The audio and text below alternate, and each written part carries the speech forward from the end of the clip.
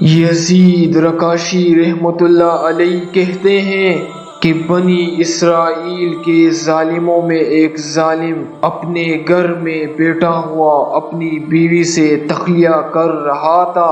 اتنے میں دیکھا کہ گھر میں ایک اجنبی آدمی دروازے سے چلا آ رہا ہے۔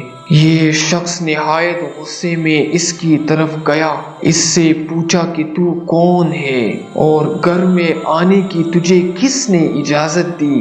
اس نے کہا کہ مجھے اس گھر کے مالک نے اندر آنے کو کہا ہے اور میں وہ شخص ہوں جس کو نہ کوئی پردہ روک سکتا ہے اور نہ بادشاہوں کے پاس جانے کے لیے مجھے اجازت کی ضرورت ہوتی ہے اور نہ کسی ظالم کے دبدبے سے ڈرتا ہوں اور نہ کسی مغرور متکبر کے پاس جانے سے مجھے کوئی چیز مانع ہوتی ہے۔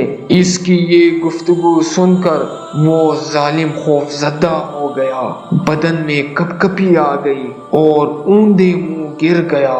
اس کے بعد نہایت عاجزی سے کہنے لگا، پھر تو آپ ملک الموت ہیں۔ اس نے کہا، ہاں میں وہی ہوں۔ صاحب مکان نے کہا کہ آپ مجھے اتنی مہلت دے دیں کہ میں وصیت نامہ لکھ دوں۔ فرشتے نے کہا کہ اب اس کا وقت دور چلا گیا، افسوس کہ تیری مدت ختم ہو چکی ہے، سانس پورے ہو گئے اور تیرا وقت ختم ہو گیا، اب تیرے لیے ذرا سی تاخیر کی بھی گنجائش نہیں۔ صاحب مکان نے پوچھا کہ آپ مجھے کہاں لے جائیں گے؟ فرشتے نے کہا، تیرا اعمال جو آگے گئے ہوئے ہیں ان کے پاس ہی لے جاؤں گا، جیسے عمل کیے ہوں گے ویسا ہی ٹھکانہ ملے گا اور جس قسم کا گھر تو نے اس جہاں میں بنا رکھا ہوگا وہی تجھے ملے گا۔ اس نے کہا، میں نے تو نیک اعمال کچھ بھی نہیں کیے اور نہ کوئی عمدہ گھر اپنے لیے اب تک بنا رکھا ہے۔ پھر فرشتے نے کہا، پھر تو نتوی نزاعت للشوا کی طرف لے جاؤں گا۔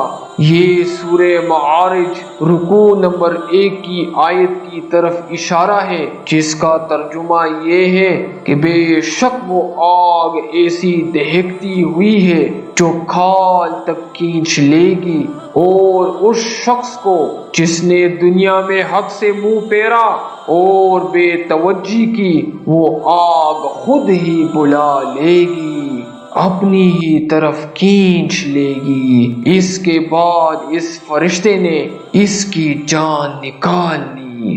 گھر میں کوہرام مچ گیا، کوئی رو رہا تھا، کوئی چلا رہا تھا۔